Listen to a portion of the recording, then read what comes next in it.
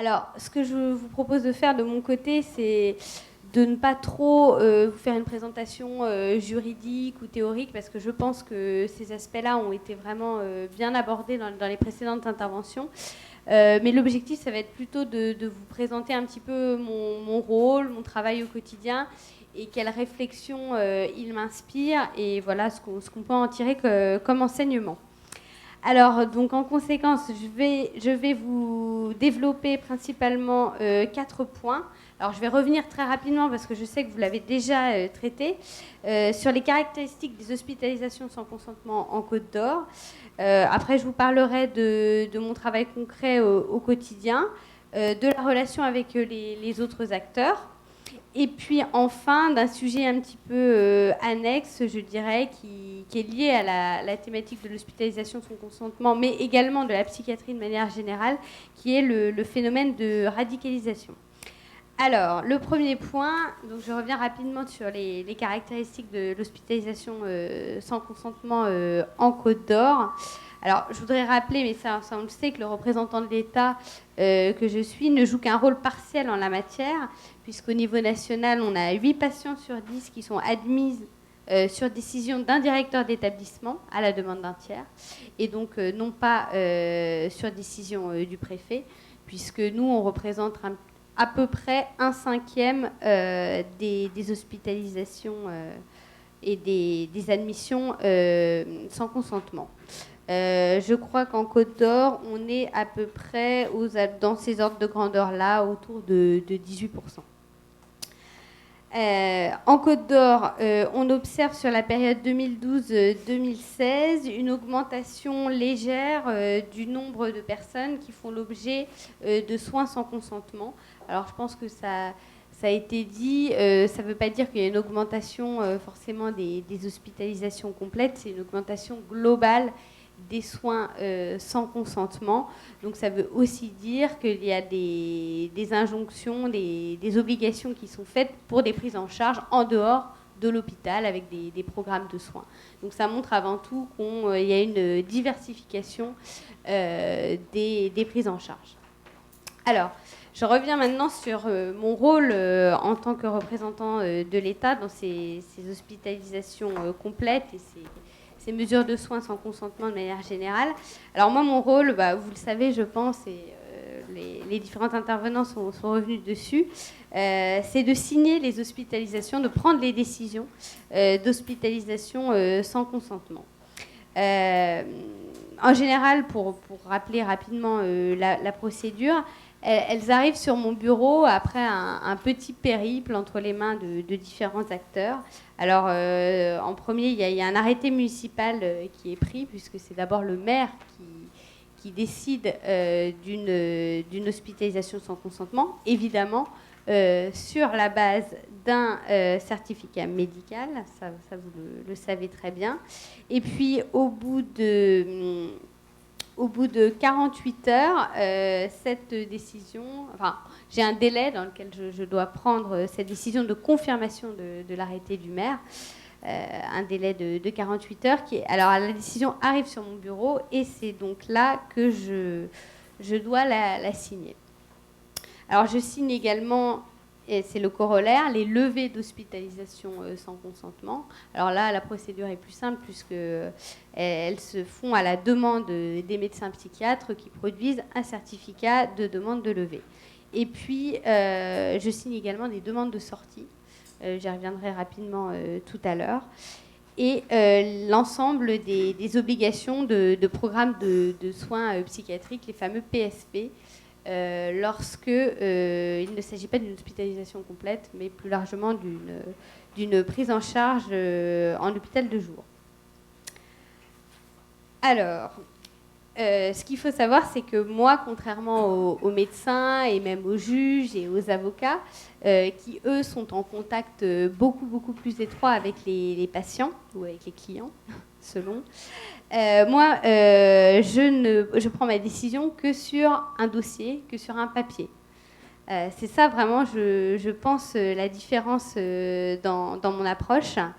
Alors ça peut être un inconvénient parce qu'on se sent parfois un petit peu éloigné des cas. On a simplement un certificat médical, un arrêté municipal devant nous et voilà, et on doit prendre une décision.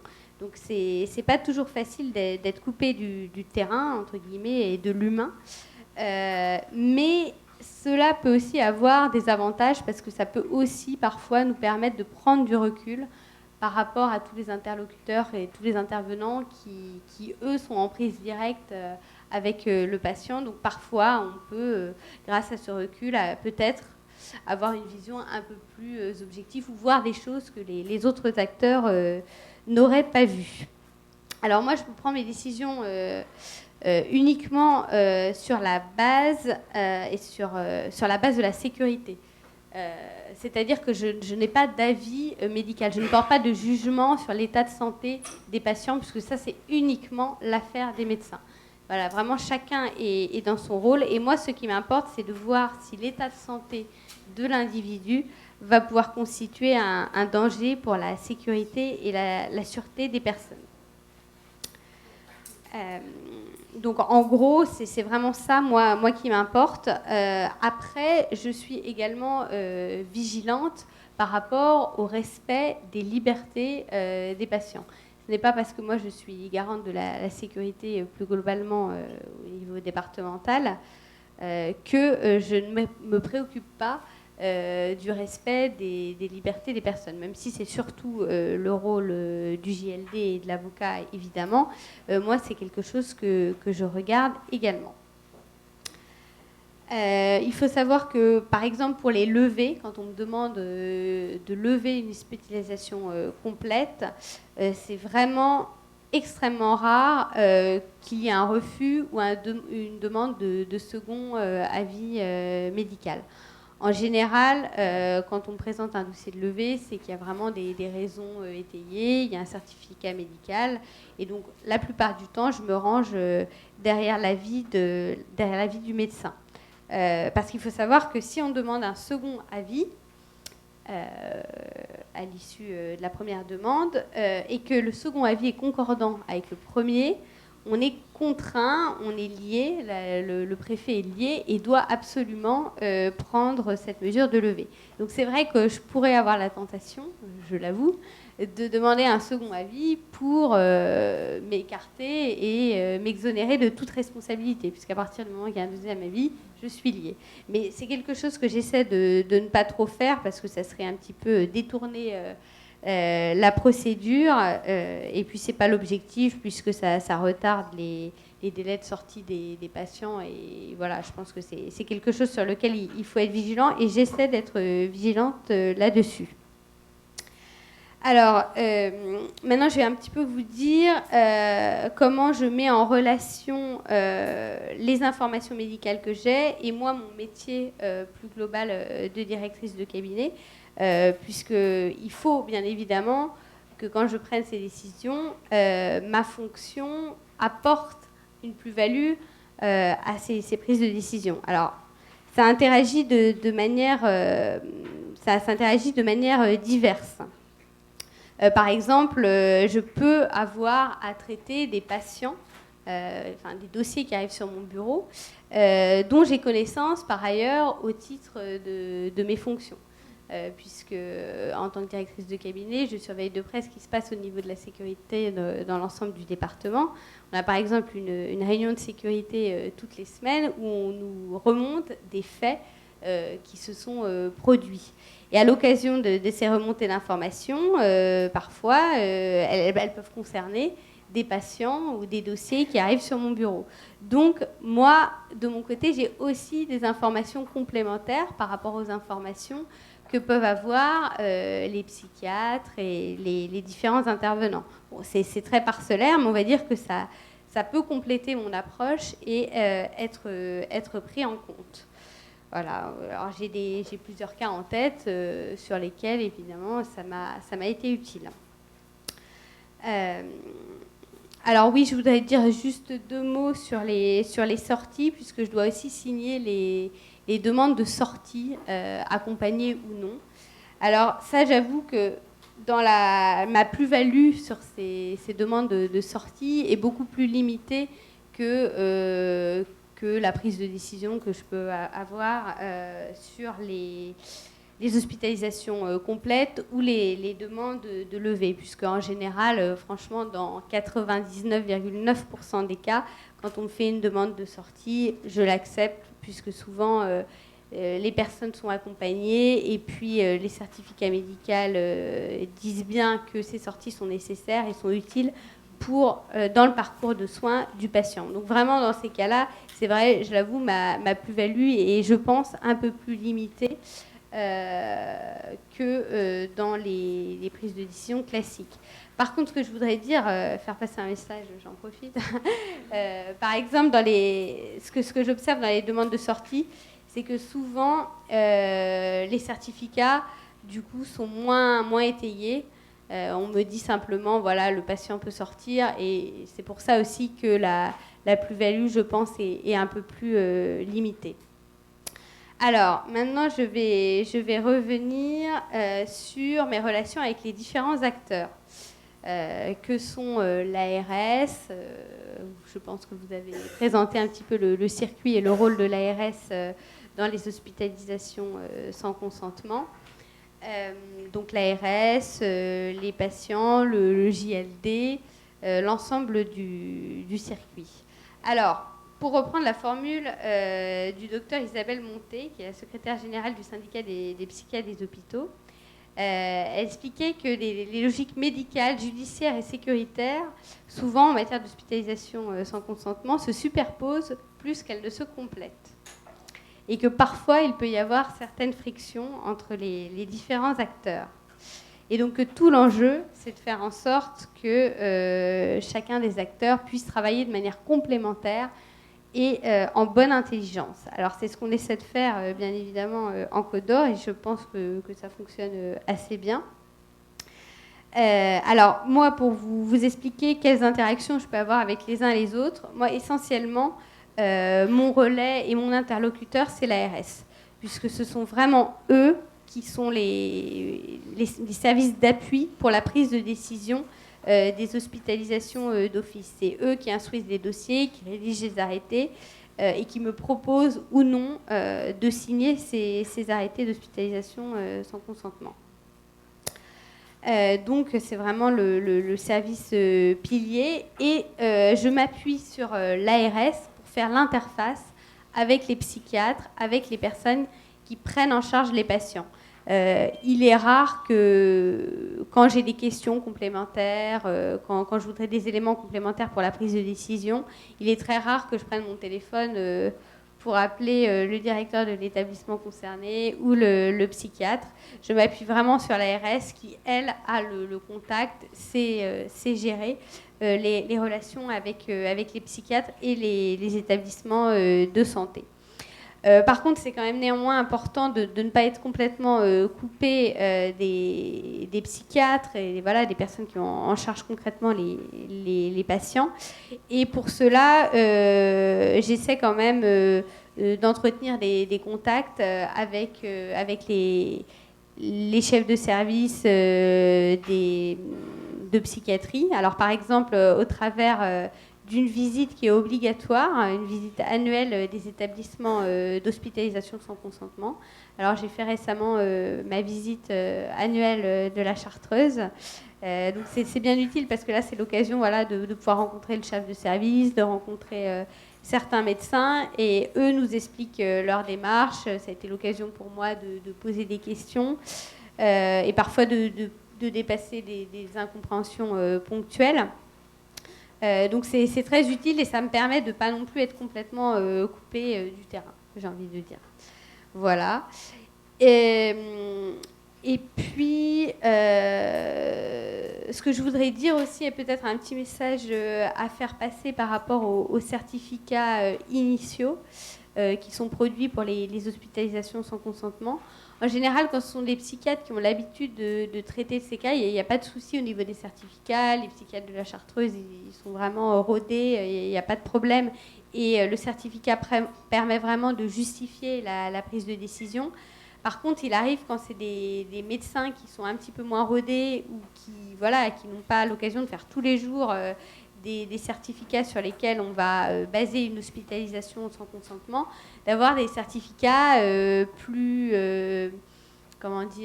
moins précis, qui ne permettent pas vraiment de justifier nos décisions. Alors ça, c'est toujours un petit peu embêtant. Et voilà, il faut que les médecins, quand ils décident que vraiment pour eux, enfin quand ils considèrent que vraiment pour eux, il y a un danger pour l'individu, il est nécessaire qu'il soit hospitalisé d'office, il faut vraiment que ce soit bien étayé d'un point de vue médical, parce que sinon, nous, ça ne nous permet pas de prendre notre décision en bonne connaissance de cause, et puis aussi de solidifier, entre guillemets, le dossier qui va passer après entre les mains du juge. Voilà. Alors maintenant, je vais vous dire deux mots du phénomène de la radicalisation et de ses liens avec... je vais un petit peu élargir avec la psychiatrie de manière générale, et je vais aussi parler un petit peu de ses liens avec les hospitalisations sans consentement. Alors, vous savez que ce sont les préfectures qui sont chargées de la coordination au sujet de la lutte contre la radicalisation. Les individus qui font l'objet de signalements liés à la radicalisation sont une de nos prérogatives, et nous sommes censés contrôler, centraliser les actions qui sont menées en la matière. Nous avons en Côte d'Or, comme partout en France, un dispositif départemental qui est organisé maintenant depuis plusieurs années. Ça a commencé à se mettre en place en 2014.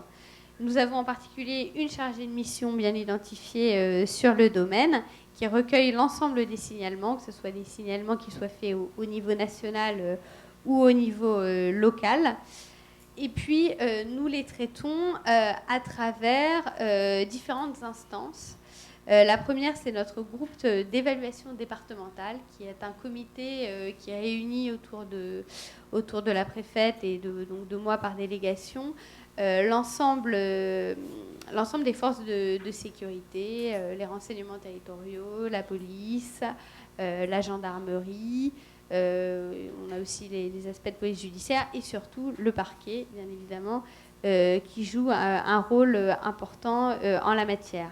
Et puis nous avons aussi une cellule d'évaluation départementale de prévention de la radicalisation et d'accompagnement des familles, qui, elle, est complémentaire de notre première instance et qui s'attache à développer les aspects de prévention. Parce que la première instance, c'est plutôt, je dirais, une appréhension du phénomène sécuritaire. Et la deuxième instance, elle, est plus dans l'aspect prévention. Donc certains cas sont traités uniquement dans le premier groupe, et d'autres cas, quand ce sont des mineurs, par exemple, ou des jeunes, vont être traités dans les deux instances. Donc voilà, ces instances permettent l'évaluation de chaque signalement et puis les pistes de prise en charge des individus concernés. Alors, le lien avec les questions psychiatriques et les hospitalisations sans consentement. Alors, il faut tout d'abord signaler qu'aujourd'hui, il n'y a vraiment aucune étude qui met en évidence des facteurs sociaux, démographiques, qui seraient déterminants dans le phénomène de la radicalisation. La seule chose que l'on retrouve de manière récurrente, c'est vraiment la jeunesse, l'âge, donc le jeune âge des radicalisés. Il faut signaler donc voilà, il n'y a pas de corrélation entre des maladies psychiatriques particulières et des personnes radicalisées.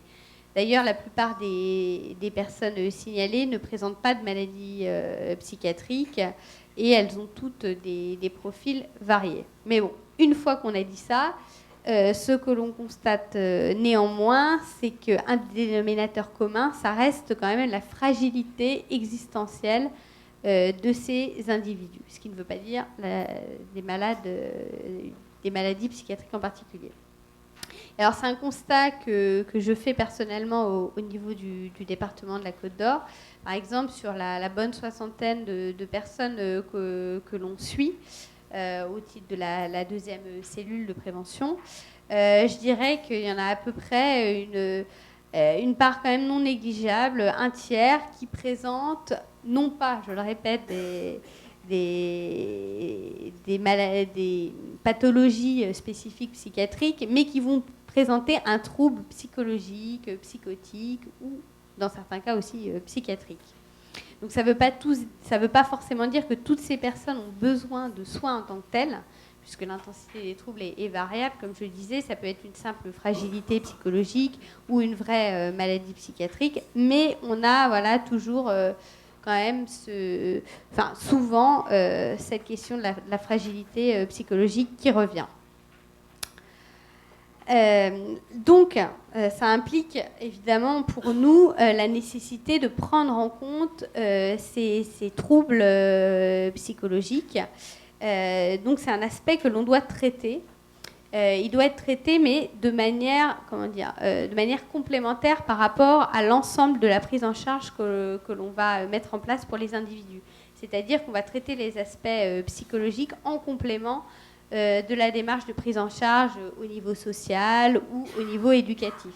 C'est-à-dire que on parle de ces questions psychologiques en lien avec la prise en charge qui peut être faite par l'éducation nationale ou la prise en charge qui peut être faite par différents assistants sociaux ou la protection judiciaire de la jeunesse quand on a des cas judiciarisés. Donc c'est vraiment une prise en charge globale dans laquelle l'aspect psychologique est pris en compte.